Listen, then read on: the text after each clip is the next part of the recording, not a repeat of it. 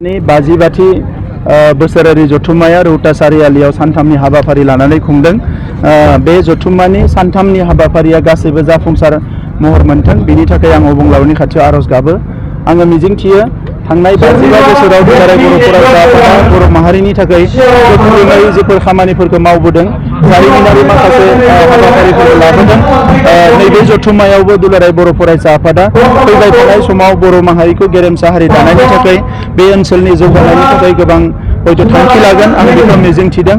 आरो बे जथुम्मायाव माखासे मोजां प्रग्रामफोर लादों। बे प्रग्रामा जाफुंसार आरो थांनाय समाव बड'लेण्ड सोमावसारनायनिफ्राय लानानै गुबुन गुबुन सोमावसारनायाव दुलाराय बर' फरायसा आफादा जोबोद साक्सेसफुलि खामानि मावबोदों आरो बिनि थाखाय आं दुलाराय बर' फरायसा आफादनि थांनाय समनि दैदेनगिरि आरो आथिखालनि दैदेनगिरि बयनिसिमबो आं साबायखर बावो।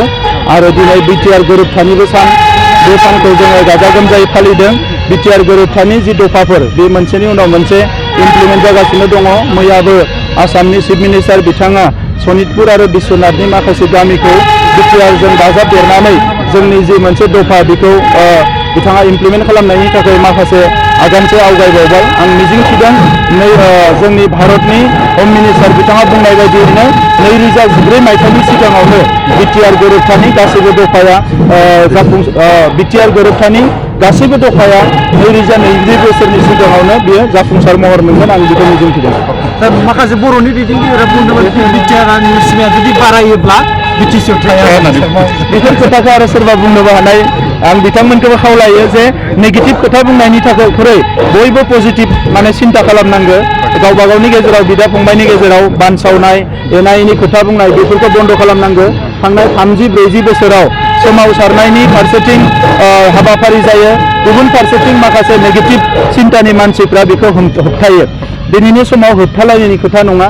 थांनाय समाव जोङो गावबा गावजोंबो दाङाबाजि जाना मानसि थैबाय, गुबुनजों दाङाबाजि जानाबो थैबाय। दा नैबे समाव जोबोद मोनसे गोजोन मोनसे सम।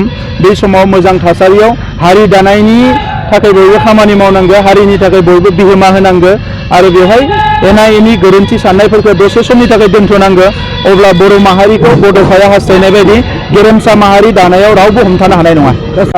थांनाय गोबाव बर' माहारिनि सोमावसारनायाव पिटिसिनि सोमावसारनाय, एबसुनि सोमावसारनाय, एनडिबिनि सोमावसारनाय, बिएलटिनि सोमावसारनाय जेरावबो बिथांमोना जुजिफादों, थैफादों, जेल जाफादों।